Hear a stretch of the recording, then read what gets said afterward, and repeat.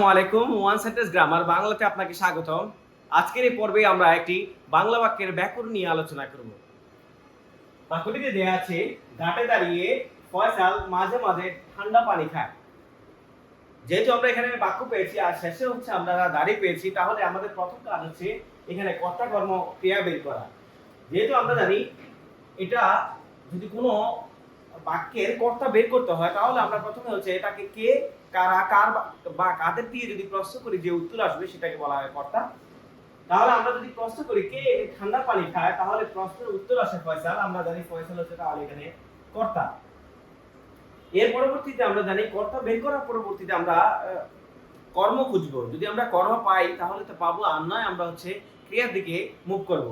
যেহেতু আমরা এখানে কি বা কাকে দ্বারা প্রশ্ন করলে যে উত্তর আসে সেটা হচ্ছে কর্ম, আর আমরা যদি এখানে প্রশ্ন করি কি খায়, তাহলে উত্তর হবে হচ্ছে পানি। আমরা জানি কি পেয়েছি, আমরা জানি কি খায়, পানি খায়। তাহলে আমরা পানির উত্তরটা হচ্ছে কি দিয়ে প্রশ্ন করার পর যে উত্তরটা পেয়েছি, তাহলে আমাদের পানিটা হচ্ছে কর্ম। আমরা জানি বাক্যের শেষে যে অবস্থানটা হচ্ছে ক্রিয়া, তাহলে আমাদের এখানে একটা ক্রিয়া পেয়েছি আমরা। আমরা জানি কোনো বাক্যের মধ্যে যদি একটা ক্রিয়া থাকে তাহলে সেটাকে বলা হয় অবশ্যই সমাপিকা ক্রিয়া। আর এখানে যেহেতু কর্ম আছে তাই এটা হচ্ছে সকর্ম ক্রিয়া। এটার মধ্যে স্বাভাবিকভাবে হচ্ছে ক্রিয়া আছে, এই জন্য এটা সক্রিয় ক্রিয়া। যদি এখানে ক্রিয়া না থাকতো তাহলে আমরা এখানে এটাকে কি বলতাম, অক্রিয়, অনুক্ত কিংবা উজ্জ ক্রিয়া বলতাম। যে তার কোনো কাজ করা বা হওয়া বোঝায় তাকে বলা হয় ক্রিয়া। এখানে খায় দ্বারা হচ্ছে খাওয়ার কাজটা সম্পাদন করেছেন, এই জন্য হচ্ছে এই খায় শব্দটা হচ্ছে ক্রিয়া। এখন আমরা বাক্যের মধ্যে কর্তা পেয়েছি, কর্ম পেয়েছি, আর হচ্ছে ক্রিয়া পেয়েছি। আমরা এটা হচ্ছে একটা বিবৃতিমূলক বাক্য। আমরা জানি বিবৃতিমূলক বাক্য সেন্টেন্সের মধ্যে দুই ভাবে গঠন করা যায়। একটা হচ্ছে কর্তা প্লাস ক্রিয়া, আর একটা হচ্ছে কর্তা কর্ম ক্রিয়া। আর এখানে আবার হচ্ছে যেহেতু আমাদের এখানে কর্ম একটা আছে, এই জন্য এটা হচ্ছে সকর্ম ক্রিয়া বলবো। আমরা এটাকে দ্বিকর্ম বলতে পারবো না, কারণ এখানে দুইটা কর্ম নেই।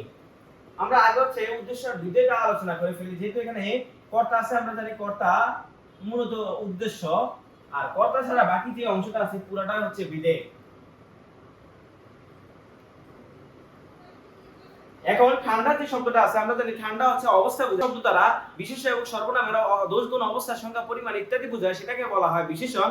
যেহেতু এখানে কি কেমন পানি খায় যদি প্রশ্ন করি আমরা, তাহলে ঠান্ডা, এই ঠান্ডা মানে হচ্ছে অবস্থা বুঝেছে। যদি অবস্থা যেহেতু বুঝিয়েছে, তাই আমরা এটাকে কি বলতে পারবো, বিশেষণ বলবো। আর আমরা জানি বিশেষণ এবং হচ্ছে ক্রিয়া বিশেষণ এগুলা কখনোই কর্ম হতে পারে না, কর্মের সাথে আসবে, অর্থাৎ কর্মের অবস্থানে আসবে, কিন্তু এটা কর্ম হতে পারে না। যেহেতু এটা বিশেষণ, আমরা জানি এটা হচ্ছে নাউন, অর্থাৎ বিশেষ। পানিটা হচ্ছে আমাদের বিশেষ্য, এর আগে হচ্ছে বিশেষণ বসেছে।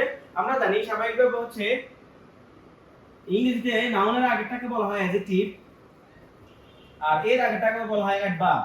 ঠিক তেমনই এখানেও আমাদের যে সিকোয়েন্স, এটা হচ্ছে বিশেষ্য, এর আগেরটা হচ্ছে বিশেষণ, এর আগেরটা হচ্ছে ক্রিয়া বিশেষণ। এখন ক্রিয়া বিশেষণ আমরা কিভাবে বের করি আমরা একটু আলোচনা করব। আমরা জানি স্বাভাবিকভাবে যদি কখন কোথায় কিভাবে যদি প্রশ্ন করি যে উত্তর আসে, সেটাকে বলা হয় ক্রিয়া বিশেষণ। এখন আমরা প্রশ্ন করব যে কখন সে ঠান্ডা পানি খায়, তাহলে মাঝে মাঝে। এখানে এই যে মাঝে মাঝে আমরা কখন দিয়ে, কোথায় অথবা কিভাবে দিয়ে যদি প্রশ্ন করি যে উত্তর আসে, সেটাকে আমরা বলি ক্রিয়া বিশেষণ। ক্রিয়া বিশেষণ বাক্যের মধ্যে কখনোই কর্মের হতে পারে না, এটা কর্মের অবস্থানে আসতে পারে। এখানে এই যে ঘাটে দাঁড়িয়ে যে অংশটা আছে, সেটা এখানে আমরা হচ্ছে এই যে দাঁড়িয়ে যেটা আছে, সেটা হচ্ছে আমরা জানি এটা হচ্ছে, আমরা জানি যে একটা ক্রিয়ার আগে যদি আরেকটা ক্রিয়া আসে, তাহলে শেষেরটাকে বলা হয় সমাপিকা ক্রিয়া। এর আগে যতগুলাই থাকুক না কেন সবগুলোকে অসমাপিকা ক্রিয়া বলা হবে। তাহলে এটা হচ্ছে আমাদের সমাপিকা ক্রিয়া, আর এগুলো হচ্ছে অসমাপিকা ক্রিয়া।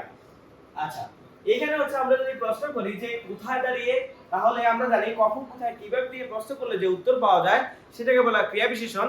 যেহেতু আমাদের এখানে কোথায় দাঁড়িয়ে আমরা যদি প্রশ্ন করতে পারি, তাহলে এটা হচ্ছে ঘাটে দাঁড়িয়ে, তাহলে এটা হচ্ছে ক্রিয়া বিশেষণ হয়।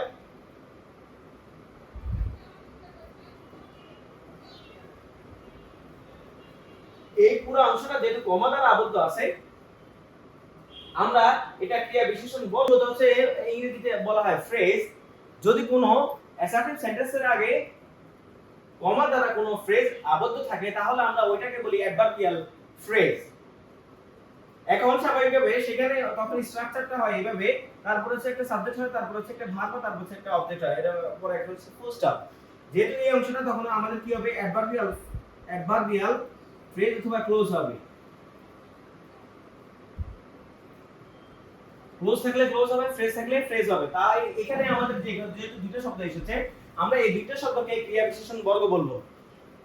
এখন আমাদের এখানে ফয়েজের মাঝে মাঝে এই যে মাঝে মাঝে দুটো শব্দ, এই দুটো শব্দকে আমরা যেহেতু ক্রিয়া বিশেষণ বলেছি, এর পরবর্তীতে হচ্ছে বিশেষণ, তারপর হচ্ছে কর্ম, তারপর হচ্ছে ক্রিয়া। আমাদের কাজ হচ্ছে এটার মধ্যে মূলত আমরা কি কি কারক পাই। প্রথমে আমরা যে কারকটা বের করব, আমরা জানি কর্তা কারক, যে কে বা কারা, কার বা কাদের দিয়ে যদি প্রশ্ন করা হয় তো যে উত্তর আসে সেটাকে বলা হয় কর্তা বা কর্তৃকারক। যেহেতু আমরা কে করেছে যদি প্রশ্ন করি তাহলে ফয়সাল, ফয়সাল এখানে হচ্ছে কর্তা কারক।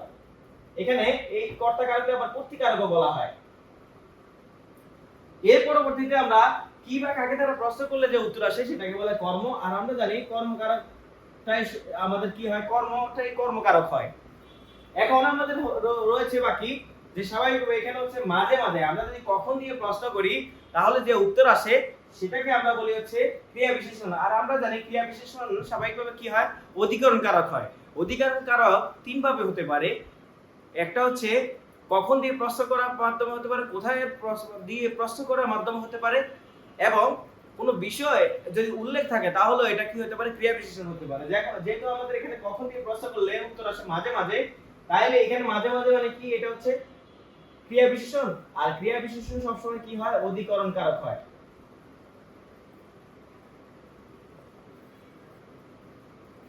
এখানে যদি আমরা প্রশ্ন করি তাহলে এটাও আমাদের কি হবে, এই যে ঘাটে কথাটা